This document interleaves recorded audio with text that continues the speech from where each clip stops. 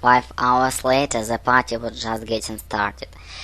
The crowd had swelled from a handful of traders and assistants to a group of 15, including Lisa and his younger brother, who coincidentally happened to be visited from the United Kingdom. All male, all between the age of 21 and 30, all foreigners who were now making life in Asia.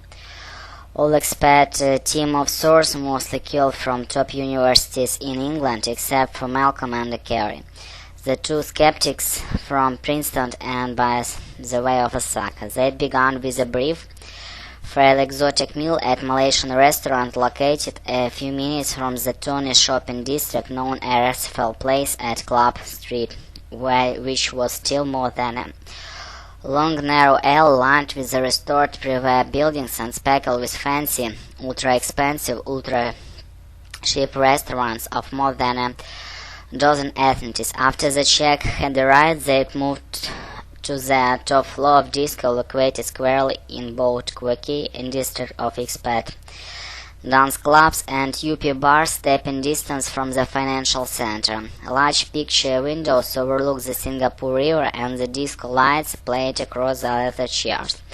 Round marble tables and a flashing lucid dance floor. Malcolm had been surprised to find the place completely empty when they'd arrived, when Lisa had explained to the troops that they had rented the whole place out and that the night progressed only women would be allowed in a regular pattern. It seemed like a good plan to Malcolm and the group of visiting traders who made as much noise as possible as Lisa led them to a large table near the bar. There were already 15 bottles of champagne waiting for them, standing like a silent green glass army in large brass buckets brimming with ice. Malcolm wondered why there weren't any glasses to go along with the champagne, until Lisa popped a cork with professional ease and began drinking straight from the bottle. 15 bearing boys, 15 bottles, probably 150 bucks a pop. Malcolm was liking Lisa more and more.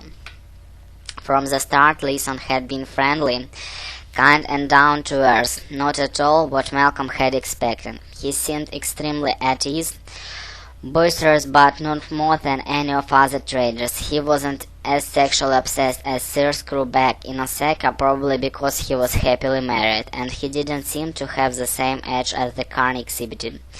There would be no rumors of vampires where Lisa was concerned. He talked about football, the stock market, and life, and as an expat, and he seemed to be thoroughly enjoyed himself and the attention the trades loaded on him.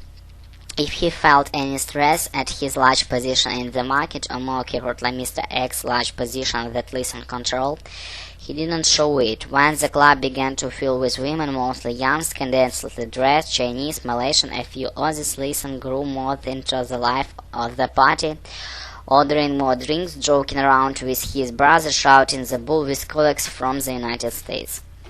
And